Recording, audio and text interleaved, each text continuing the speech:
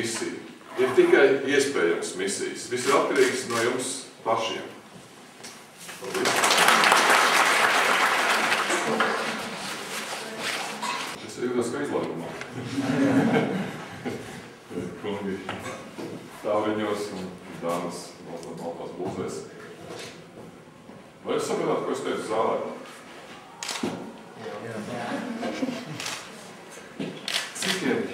Cik no jums apzinās to, ka viņu uzdevums dzīvē viņiem ir skaidrs? Ceļiet tik rokas augšā. Bet tiešām neviens. Nu, drošāk. Vēl jau laiks. Vēl ir laiks?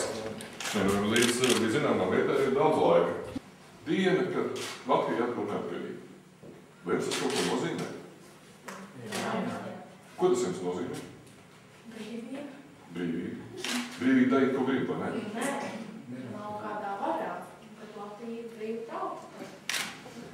Kā jūs jūtaties, kā Latvija? Labi. Jā. Es parasti saku, Latvija ir labākā valsts pasaulē un labākā vieta, kur dzīvot. Kāpēc es tā saku, kā es domāju? Tā ir? Tieši tā. Tā ir un es tam ticu.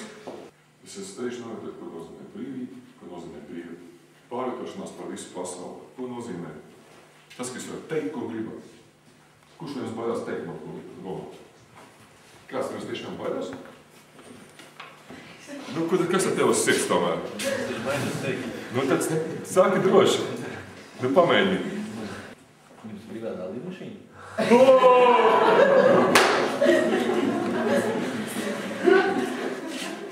Es tev varu atdēļināt. Pat valstī nav mazo minišīnu. Nekur nu vēl nav personu. Valstī ir daži helikopteri, ko es katru reizi 18. novembrī redzat, kā viņi nobrauc, kā labs laiks ir. Nav. Nu, ko grūti bija pajautāt? Nē. Tad vēl kaut kur ir kaut ko. Viss? Visi jautājumi? Jā. Kurš ir braukt prom? Droši, ceļojumos var braukt. Ne, bet tā, nu, pavisam prom. Kaut vienalga, kur tikai nekē. Kurš mums ir gatavs to darīt? Pirmā klase, kur nepaceļās neviena roka. Mums konkurence par to. Viņam ir pašiem, viņam ir vecākiem, viņam ir skolotājiem. Pirmā klase, kur nepaceļās neviena roka par šo jautājumu. Bet vai jūs mūsu vecumā arī gribētu būt prezidenti? Ko jūs? Es pateikšu, ko es gribētu būt jūsu vecumā. Es tā brīdī īstenībā. Jūsu vecumā gribētu būt ap tulku. Nekas interesants. Un tad, kad man būs 2 gadu vairāk kā jums, tad es gribētu tikai kļūt par ārstu.